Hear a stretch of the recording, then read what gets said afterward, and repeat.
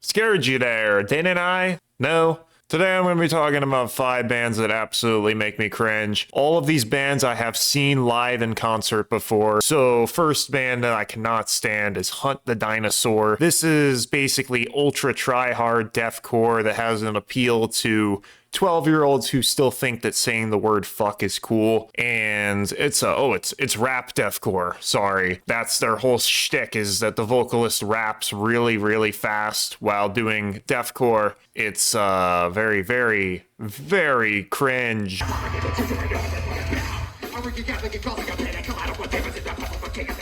Now, I might be being a little too harsh, but let's break it down a little bit more than that. What is so special about this music besides the vocals? Nothing. It's chug, chug, chug on the deathcore, you know, do the deathcore, do the breakdown, get the TikTok clicks, because we're super fast. Yeah, so I don't know. I saw them live. They were opening for In Theory, Either Realm, and Necrogoblicon 3 years ago. It was the worst band on the lineup for sure. I could not stand it. At the time, I had only listened to their most popular song, Destructo, which I think went viral because, like I said, ooh, we're rap deathcore guys. We're not just regular deathcore, we're rap deathcore. And yeah, this band just kind of sucks all around. I don't know. I don't get the appeal of it. I don't like a lot of deathcore, but I can handle a good amount of it. Yeah, a lot of these bands are like, you know, I don't care if it's a fun band or not. It still sucks. So another band I cannot stand, the band 6 Feet Under. Old classic death metal band. And now why am I putting them on this list? Yeah, if you've already listened to this band, there's a good reason why it would be on my list. Chris Barnes, the man himself, Chris Barnes.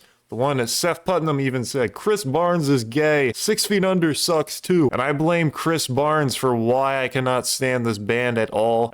If they didn't have Chris Barnes in this band, I think I would be able to listen to this band a bit. But as soon as the song hits the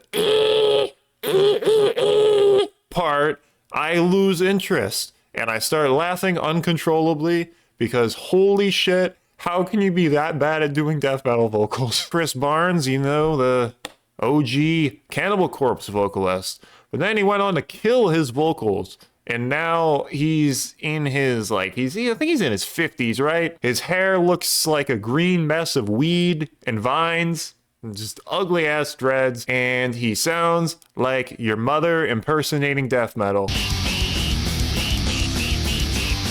Where did I see these guys? Oh, they were opening for Nile a couple years ago. It might have been 2024, maybe 25. It was last year, actually. I saw them opening for Nile.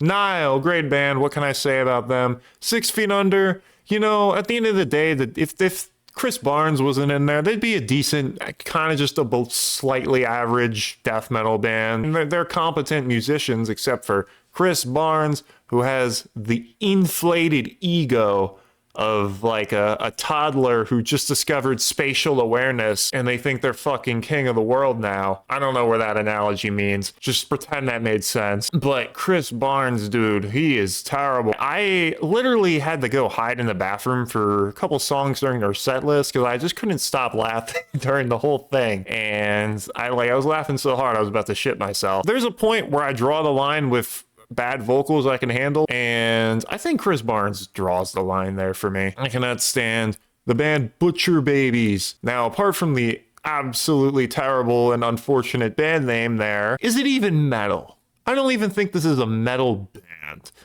But they tour with metal bands, so, you know, we'll count them in this video. Wow, this is just cringe to the next level. You know, the band In This Moment. In This Moment is also pretty cringe. It reminds me of that band. However, with this band, you have I think it's still two, Botoxed up women on stage who are kind of just there to distract from the fact that the rest of the band is aging in their 40s and the music sucks. And yeah, they're not even good vocalists. It's really shrill, high-pitched shit. It just doesn't sit right with me.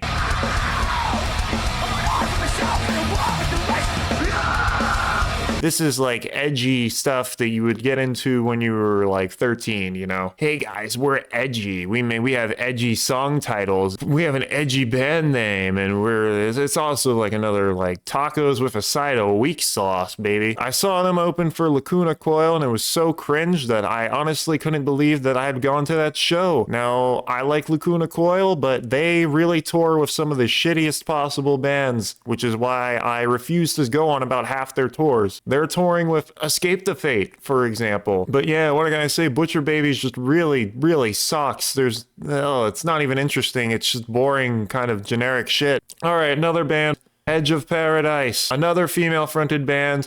I want to say I have nothing against female-fronted bands. I listen to a lot of female-fronted bands, but there's also a lot of really bad ones. A lot that are clearly either planty bands or they only get attention because the singer is mildly attractive, you know? And this is one of those bands. They're symphonic metal, and it's the most bland, generic symphonic metal you can imagine. This is overproduced, made in the studio, made super professionally. The sound is bland and boring and basic as possible. This is the kind of stuff that makes me understand why a lot of people hate symphonic metal, and sometimes I can't blame them for it. I saw them open. They were opening for Dragon Force and Amaranth a couple years ago. I think it was 2023. I listened to a couple of their songs and I'm like, okay, this is okay. Got there, listened to them. Oh, it was so cringe. Their vocalist is, she's got a really high-pitched, shrill voice as well that I cannot stand. And when it's not that, it's like a whispering,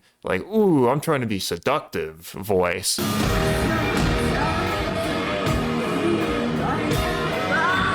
And it sounds very corny. I don't like this band. I don't see the appeal of it. It's very generic and basic. It sounds like it came out of the symphonic metal factory line. So I don't like this band, not one bit. All right, last band. Now the band is called Brat, and it's a grindcore band. Musically, the songs are not actually that bad. I don't listen to a lot of grindcore, but I listen to some of them, and they're like, okay, you know, it sounds like a lot of other grindcore I've heard, so it's okay. But where this really falls apart and where the cringe really comes into play is their live shows. Now, this band has a gimmick to them. They're bimbo core. In between every single one of the songs that they play live, they also throw in like a 20-second soundbite from some 90s, 2000s pop song, like a Britney Spears song or something.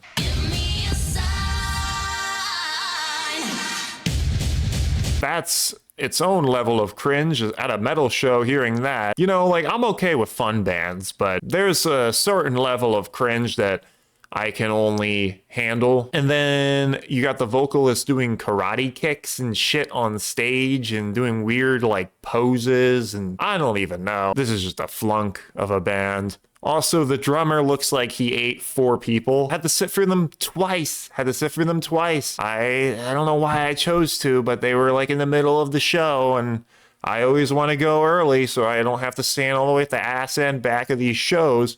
They're opening for Necrogoblicon both times, if you're wondering. And Necrogoblicon's another band that really picks some shitty fucking bands to tour with. This band, the cringe factor is through the roof. I don't like it. I don't get it. I don't understand it. Maybe I'm not like stupid enough to understand this, but yeah, that I can't do it with this band. There's a line I draw between bands having fun and bands being fathomably cringe.